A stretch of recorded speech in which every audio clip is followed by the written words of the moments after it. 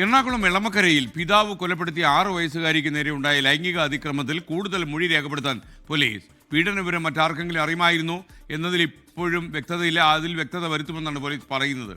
കേസിൽ DNA പരിശോധനാ ഫലവും നിർണായകമാകും. വിഷ്ണു സുരേഷ് ചേരുന്നു വിവരങ്ങൾ നൽകാൻ. വിഷ്ണു, പറയൂ.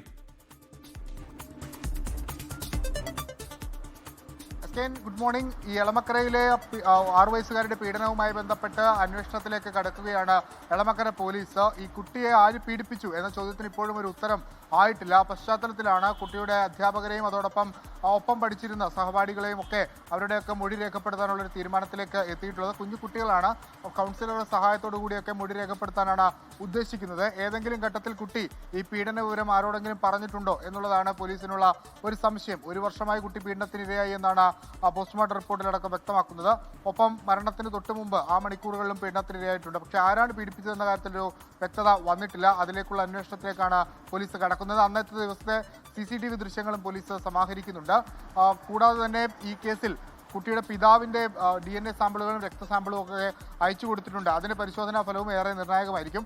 അമ്മയുടെ മൊഴി ഒരു ഘട്ടത്തിൽ എടുത്തിരുന്നു. അമ്മയ്ക്ക് പീഡനവിവരത്തെക്കുറിച്ച് അറിയില്ലായിരുന്നു എന്നാണ് പോലീസിനോട് പറഞ്ഞിട്ടുള്ളത്. മറ്റ് തെളിവുകളൊക്കെ സമാഹരിച്ച ശേഷം അമ്മയുടെ മൊഴി വീണ്ടും രേഖപ്പെടുത്താനാണ് തീരുമാനിക്കുന്നത്. എത്രയും പെട്ടെന്ന് ഇത് ആരാണ് പീഡിപ്പിച്ചത് കുട്ടിയെ ഇത്ര ക്രൂരമായി എന്ന കാര്യത്തിലൊരു വ്യക്തത വരുത്തുന്നതിന് വേണ്ടി എത്രയും പെട്ടെന്ന് സാധിക്കുമെന്ന പ്രതീക്ഷയിലാണ് എളമക്കര പോലീസ് ഉള്ളത്. ലോകത്തെവിടെയായാലും ഏത് സമയത്തും 24 വാർത്തകളും ഓഗ്മെന്റഡ് റിയാലിറ്റി പാക്കേജുകളും എക്സ്പ്ലെയിനറുകളും വിശദമായി കാണാൻ ഞങ്ങളുടെ YouTube ചാനൽ നിങ്ങൾക്ക് സബ്സ്ക്രൈബ് ചെയ്യാം.